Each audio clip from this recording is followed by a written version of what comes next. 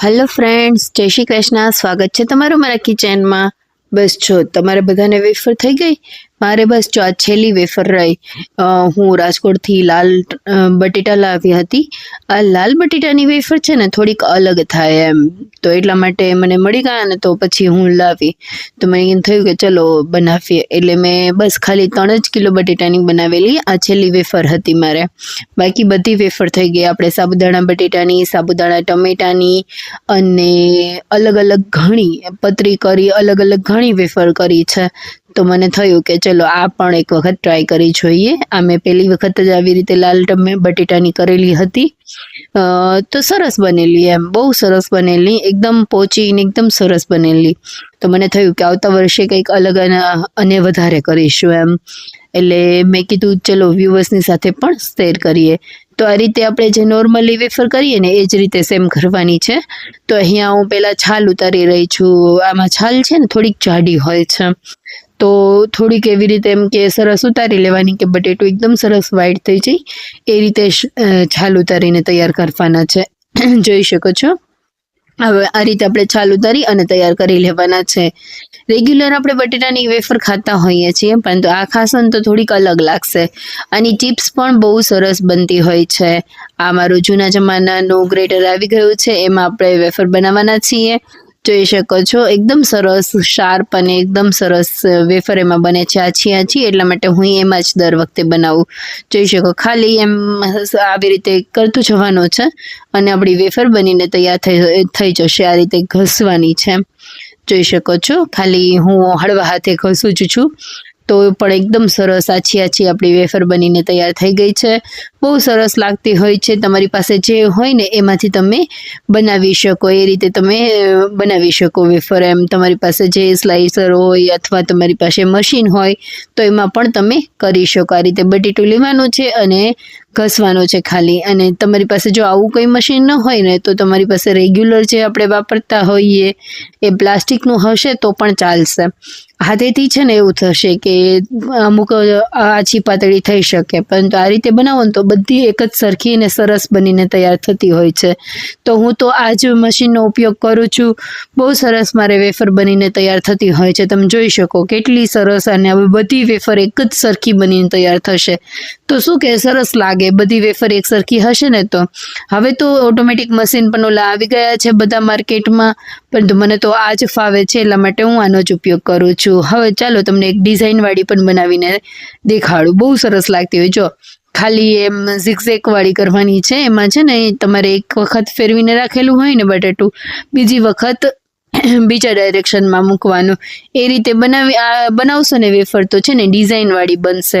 બાજુમાં એવી પતરી છે કે એવી રીતે બને એમ ડિઝાઇન વાળી, એટલે ચોરસ ચોરસ ખાનાવાળી જે આવે ને વેફર એવી બનીને તૈયાર થશે. જોઈ શકો કેવી સરસ લાગે એમ.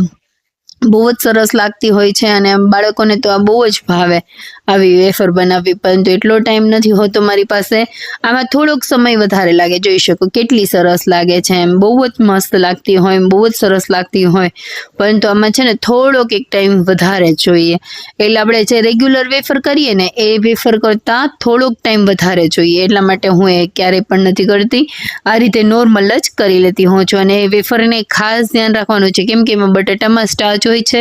એ સ્ટાર્ચને કાઢવાનો હોય. એમાં 3 વખત પાણીથી સાફ કરતી હોઉં છું.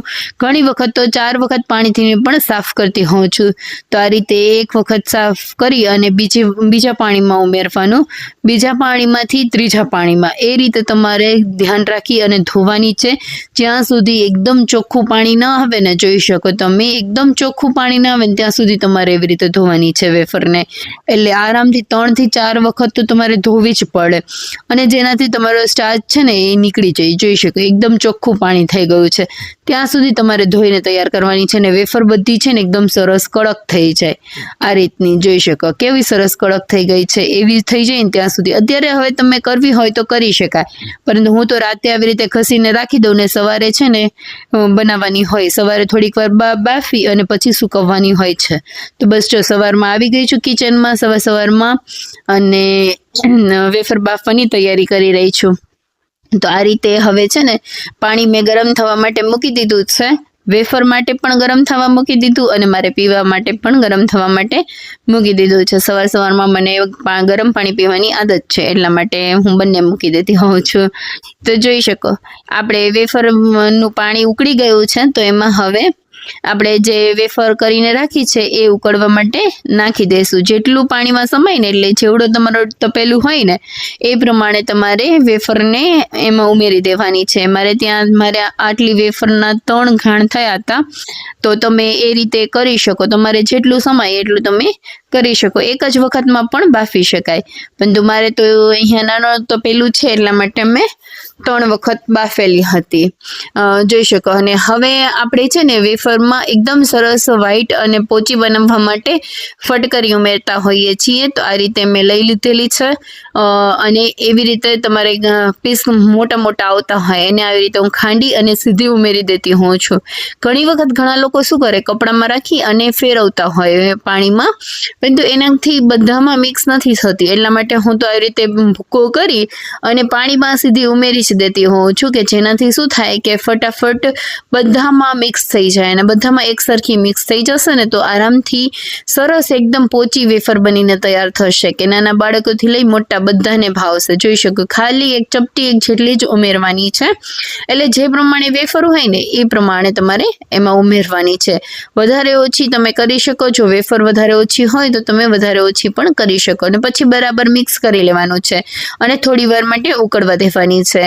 અને જ્યાં સુધી એમ કે તમને એમ થાય ને કે આપણી વેફર એકદમ પોચી થઈ ગઈ, એટલે એકદમ પોચી નથી કરવાની, 70 to 80% જેટલી જ કૂક કરવાની છે. તમે આમ નખ ખૂંચાવો અને નખ ખૂંચે ને એટલી વેફર બાફવાની છે. હું ચેક પણ કરી રહી છું. જોઈ શકો આપણે આમ નખ ખૂંચે ને એટલી વેફર બાફીને તૈયાર કરવાની છે. અને આ રીતે પછી એક જાળીમાં કાઢી લેવાની છે. આ રીતે હું જોઈ શકો નિતારી રહી છું, કે જેનાથી નીતરી જશે અને પછી છે ને એને સુકવવાની હોય છે. તો આ રીતે પ્રોસેસથી તમે બધી વેફર બાફી અને તૈયાર કરી શકો. મેં અહીંયા 3 વખત બાફેલી હતી. 3 વખત એટલે મીન્સ કે પાછી જો ઉમેરી રહી છું. આ રીતે 3 વખત મારે થયા હતા. તમારે જેટલી વેફર હોય ને એ પ્રમાણે તમારે બાફી લેવાની હોય. આ રિપીટ પ્રોસેસ હોય, પાછી તમારે સેમ પ્રોસેસ રિપીટ કરવાની. એટલે ઉકળતા પાણીમાં વેફર નાખવાની અને ફટકડી નાખવાની. ફટકડીનો પીસ કરીને નાખવાનો, અથવા તમે ફટકડી ફેરવી પણ શકો. એટલે કપડામાં રાખી અને પછી ફેરવી અને કાઢી લેવાની. એ રીતે પણ કરી શકો. હું તો સીધી ઉમેરી જ દેતી હોઉં છું. અને હવે બસ જો ગેસીમાં આવી ગઈ છું. આ રીતે મારી પાસે સાડી છે, બધી વેફર કરવાની, એટલે એમાં જ હું સુકવતી હોઉં છું. તો એ સૂકવી રહી છું અને એટલે સાડી પાથરી રહી છું, એમાં આપણે વેફર સૂકવી દેશું. આ રીતે બધી જ વેફર છે ને હું સાડી ઉપર નાખી દઈશ. એટલે શું થશે કે ઠંડી થઈ જશે. નહીંતર ગરમ હોય ને તો વધારે વાર લાગે, તો પછી એટલો બધો ટાઈમ આપણી પાસે સવારમાં ન હોય. એટલા માટે હું આ રીતે બધી વેફર છે ને એક સાથે સાડી ઉપર નાખી દઉં અને પછી સરખી રીતે ગોઠવી લેતી હોઉં છું. આમાં થોડોક એક ટાઈમ લઈ લે છે સુકવવામાં, કારણ કે આપણે એક પતરી કરીને સુકવવાની હોય તો થોડીક વાર લાગતી હોય. પરંતુ આ વાર તમે જો થોડીક મહેનત કરી લેશો ને તો વરસ આખું નિરાત થઈ જશે. વ્રત ઉપવાસમાં તમે આરામથી આ બધી પતરી તરી અને ખાઈ શકો. બહુ સરસ લાગતી હોય. અને એમાં છે બાળકોને પેરી મસાલો નાખીને બનાવી દઈએ ને, બહુ ટેસ્ટી લાગતી હોય. બાળકો ખૂબ આરામથી ખાતા હોય છે. બહારની બધી મસાલાવાળી વેફર ન લઈ દેવી પડે અને આરામથી આ બધી વેફર ખાય બાળકો.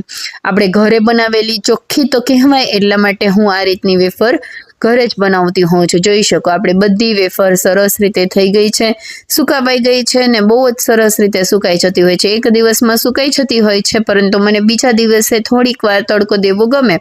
એટલા માટે જોઈ શકો હું પાછો એક દિવસ તડકો દઉં છું અને પછી હું 2 દિવસના તડકાએથી સુકાવી અને પછી ભરી લેતી હોઉં છું. એરટાઈટ ડબ્બામાં ભરી અને તમે વર્ષો સુધી સાચવી શકો. એમ ખરાબ જરા પણ નહીં થાય. જોઈ શકો આ રીતે એકદમ સુકાઈ ગઈ છે. જોઈ શકો અને જે ડિઝાઇન વાળી છે તો બહુ જ સરસ લાગે. કેવી સરસ લાગે છે. એમ બધી સુકાઈ અને તૈયાર થઈ ગઈ છે. તમે ડબ્બામાં ભરીને વર્ષો સુધી સાચવી શકો. હવે બની ગઈ છે તો આપણે તરીને તૈયાર ચેક તો કરી લઈએ કે કેવી બની છે. તો હું અહીંયા તેલ મૂકી દીધું છે ગરમ થવા માટે અને ચેક પણ કરી રહી છું કે કેવી થઈ છે. કોઈ પણ વસ્તુ થાય ને એટલે મને તરત જ ચેક કરવું હોય કે કેવી બની છે, એમ તરત જ હું ચેક કરતી હોઉં છું. તો આપણી વેફર બહુ જ સરસ બની છે. જોઈ શકો કે એકદમ સરસ વ્હાઈટ એવી બનીને તૈયાર થાય છે વેફર. એને એકદમ પોચી હોય છે. આપણે જે રેગ્યુલર બટેટાની બનાવીએ ને એના કરતાં પણ આ વેફર પોચી બનશે. આની ચિપ્સ પણ બહુ સરસ બનતી હોય છે. એટલે આપણે ફિંગર ચિપ્સ જે ખાઈએ ને એ ચિપ્સ પણ બહુ જ સરસ બનતી હોય છે. તો એ પણ ઘણી વખત બનાવતા હોઈએ. બહુ સરસ લાગે. મેં પેરી મસાલો નાખી અને બાળકોને બનાવી દીધેલી હતી. બહુ જ સરસ લાગતી હતી. ટેસ્ટ એટલો સરસ લાગતો હતો અને બધાને બહુ જ ભાવી એમ. તમે બનાવી લીધી છે કે કેમ એ કમેન્ટમાં જરૂરથી જણાવજો. નવી રેસિપીઝ જોવા માટે આપણી ચેનલને જરૂરથી સબસ્ક્રાઇબ કરી લેજો. અને જો જરા પણ મહેનત ગમી હોય ને તો વિડીયોને લાઇક કરી દેજો અને ફ્રેન્ડ્સ અને ફેમિલીમાં શેર કરવાનું ભૂલતા નહીં. આપણી વેફર બહુ ટેસ્ટી બની છે. જોઈ શકો છો એકદમ સરસ ક્રિસ્પી એવી બનીને તૈયાર થઈ ગઈ છે. તમે પણ બનાવો, ખાઓ અને એન્જોય કરો. અને ચેનલને સબસ્ક્રાઇબ કરવાનું ભૂલતા નહીં. Bye bye. Thank you.